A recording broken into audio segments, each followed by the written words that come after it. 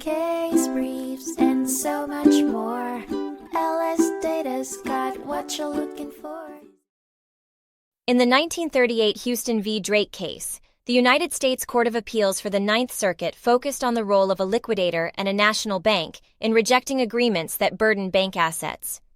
The case emerged when the Consolidated National Bank of Tucson appointed a voluntary liquidating agent to disaffirm a lease agreement with the landlord. The landlord insisted that the lease was enforceable and demanded rent owed, repair, and tax expenses.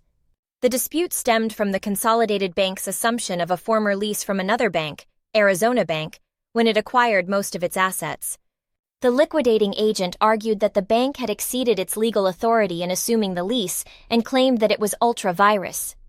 In response, the district court ruled in favor of the landlord, asserting that the lease was valid and the Consolidated Bank's assumption of its obligations was binding.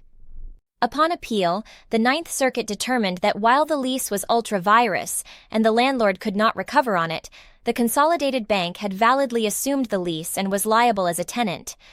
The court ruled that the landlord could still seek compensation for the reasonable value of the premises before April 15, 1935, when rent was unpaid.